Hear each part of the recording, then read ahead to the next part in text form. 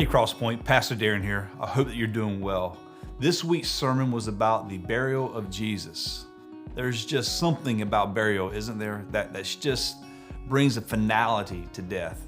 Years ago, my mom passed away, and I was devastated to hear the news. Family and friends gathered at her viewing. Many told stories from her childhood, things that they remembered about her. It was as if she were still alive. There was laughter, there were tears, but her death did not seem final. At her funeral, we celebrated her life. I told stories from my childhood and let everyone know what my mom meant to my family and me. But you see, it wasn't until we laid her to rest that the finality of her death set in. She wasn't coming back. It's over. I wonder if the disciples felt the same way when Jesus' body was laid to rest. His body had been prepped, it had been wrapped and placed in a tomb.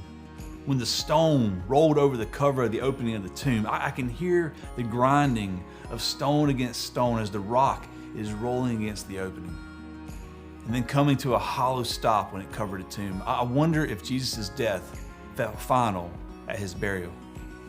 So why is the burial of Jesus so important to the Christian faith? Well, in a letter Paul wrote to the Corinthians, he said he passed on to them what the most important thing was, and that Jesus died, he was buried, and was raised to life on the third day. So this is of the utmost importance. The first thing is this, that the burial of Jesus ensures that a resurrection actually took place. Now remember, Joseph of Arimathea and Nicodemus were the ones to handle Jesus' body. They were the ones who prepped Jesus' body for burial. They were the eyewitness accounts that Jesus was dead. If Jesus had simply passed out or fainted or was near death, these gentlemen would have known. They would have seen this. But they could testify that there was no life in the body that they buried. Therefore, when Jesus was alive 3 days later, we can have confidence that he had risen from death to new life. Second, part of the humiliation that Jesus suffered was the burial.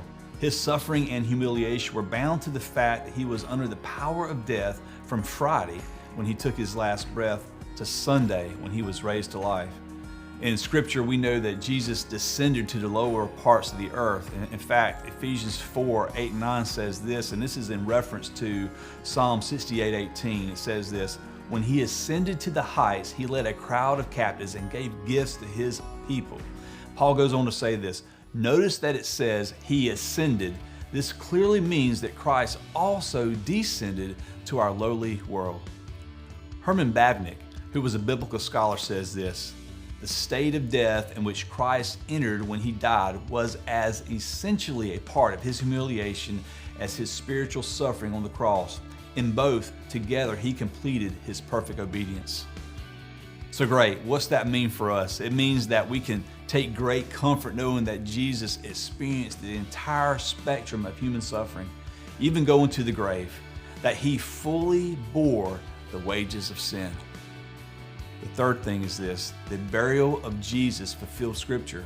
Isaiah 53:9 says this, "He was buried like a criminal. He was placed in a rich man's grave," who, by the way, turned out to be Joseph of Arimathea. He's the one who purchased the grave.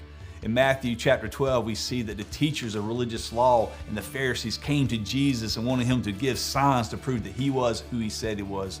And Jesus replied like this. He said the only sign he would be giving them was the sign of Jonah, that just as Jonah was in the great fish for 3 days and 3 nights, so would the Son of Man be in the heart of the earth for 3 days and 3 nights. You see, if Jesus had not been buried, he would have been proved wrong. A liar, if you will. So in his burial, prophecy was fulfilled. In burial, there is hope. There is significance to it.